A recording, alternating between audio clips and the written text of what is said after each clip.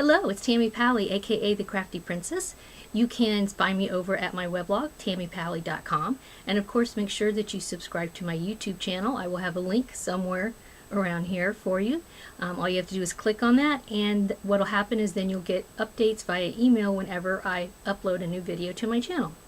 So this video is a yarn review video, and I am looking at a yarn today by Cascades called Souk.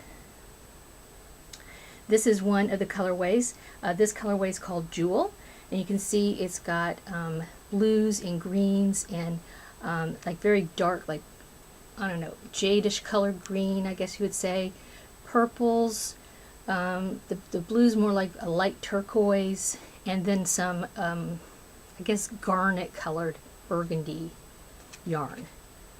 So it's a mixture, it's a gradient.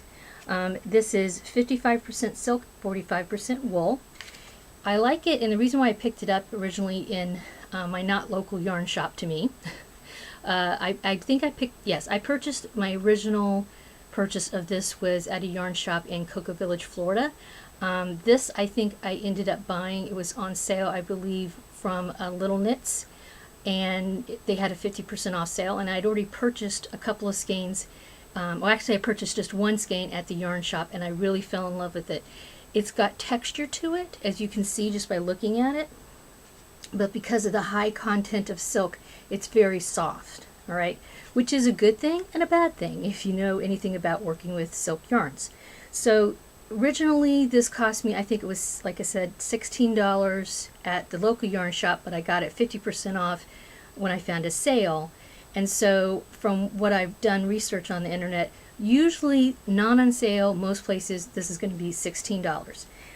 The size of the skein is 100 grams or 3.5 ounces, and it's made in China, which a lot of yarns are these days, so you just kind of have to get over it, I guess, if you want to use certain yarns, especially these type of yarns. And this is very similar to Noro, by the way. So, and that's kind of, actually I was going to buy Noro, and then I saw this, but this seems, like I said, it's got more of a textured feel to it to me than the Noro yarns, just a little bit. It's 220 yards or 200 meters, so one skein is probably enough to do a small accessory of some kind. If you want to do anything larger, then you probably need a couple of skeins. The tag suggests that you use a US 8 or 9 knitting needle, which is 5 millimeters to 5.5 millimeters. And when I used this, I did use 2 skeins of this in the rainbow colorway, and I made a knitted bag. This is both knitted and crocheted. I got little fuzzies on there. This bag is knitted. The bag part I knit just using straight garter stitch, you can see.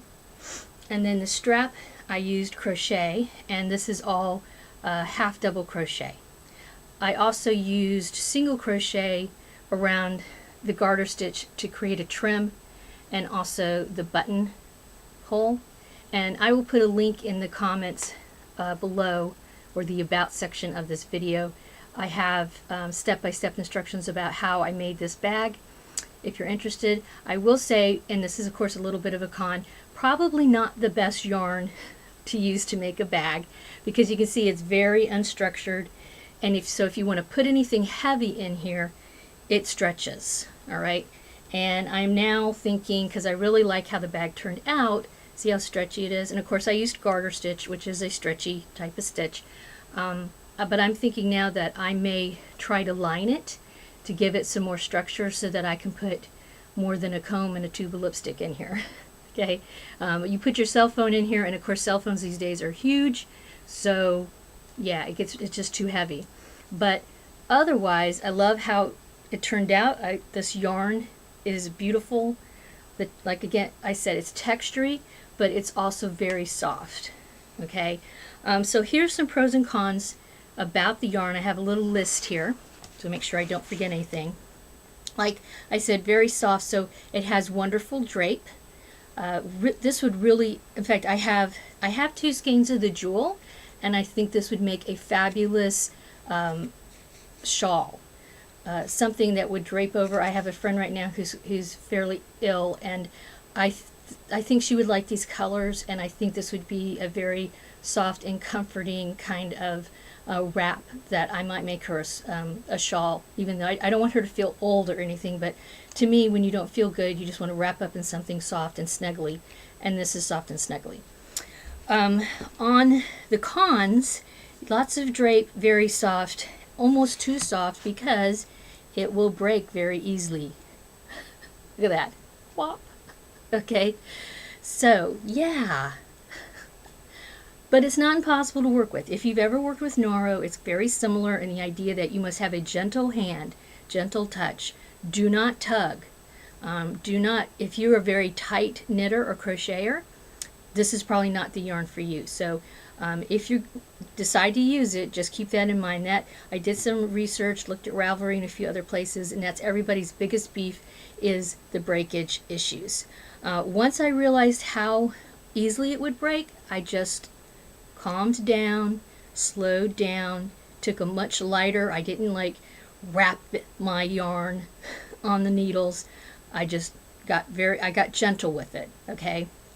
And then it was fine. I didn't have any breakage issues once I just became a little bit more gentle in how I handled it. So don't tug on it. It's very stretchy once you make it into something. And, you know, I don't have any holes in this. I've flopped this around. I actually took this on a trip. I didn't get to use it much because, like I said, it's just not structured enough to put too much in it.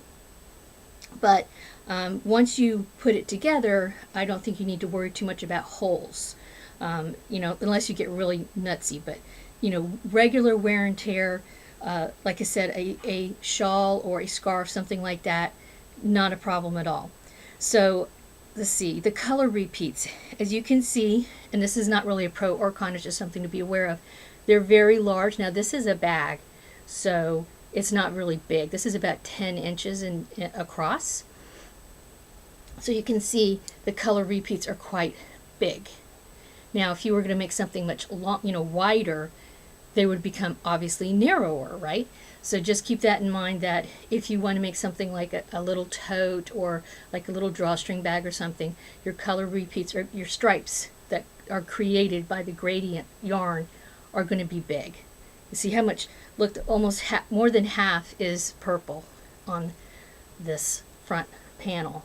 Okay, so let's see what else. Like I said, very similar to Noro. So if you're a Noro person, I'd say try it because I adore Noro. And I had the very similar experience when I first used Noro. I was freaking out. Oh my God, it's breaking on me. It's knotting on me. It's twisting on me. Yes. Yes, it's going to do that. So you have to be careful. You will have some yarn barf. I have some yarn barf, I should have shown it to you, left over from one of these skeins that I'm going to meticulously and carefully untangle. And it is possible to do it because I've had to do it a few times. But when I bought my first skein, I bought it at a yarn shop, so I had them put it in a cake for me because I knew this was probably going to be, you know, this is one of those things, if you have to do it by hand, if you have to wind it by hand, it's going to be tricky because, again, you can't really pull on it a whole lot. So I had her do it on her machine and her Swift, and I'm glad that I did.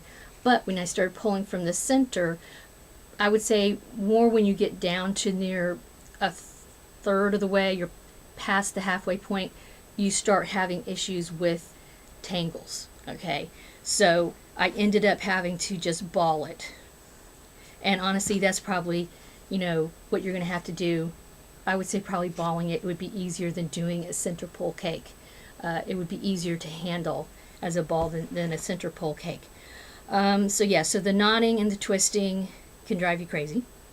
And then the irregularity, which I think you can kind of see just by looking at this. I'll put my fingers here on a few strands so you can kind of see. All right, this is like a light worsted, and every once in a while, and it gets thin. And I will say, compared to Noro, I felt that this was not as irregular as Noro tends to be as far as thickness. But see, here's a big, there's a big goober out right there. I don't know if you can see that. There's a big hunking goober, not even twisted.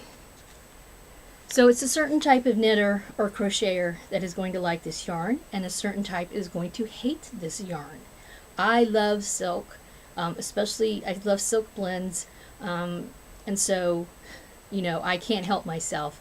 It's worth it for me to go through the torture of tangles and knots and twists and being very gentle with it for the experience that I have with touching it as I knit or crochet, because it's very, once you get used to it, that part is very enjoyable. And then of course the finished product is not only visually appealing. I mean, when people see this little bag, they're just like, wow, you made this, and basically it's a rectangle, people. Okay, but because of the gradients and the texture of the yarn, it looks, you know, much more, there's some little fuzzies here, it looks much more difficult and much more complicated. But basically I just did a bunch of rectangles and stitched them together and added some button embellishments, and like I said, definitely plan to line this so that I can actually use it as a more functional bag. But yeah, that's my take on Cascade Yarn Souk. Either you're going to love it or you're going to hate it. Thank you for watching, and I'd love to hear what you have to say. If you've used Souk before, definitely please post a comment below, either on my blog, because I'll embed this in my blog, or over on my YouTube channel. Tell me what you think. Post in the comments. Thank you again. Have a wonderful crafting day.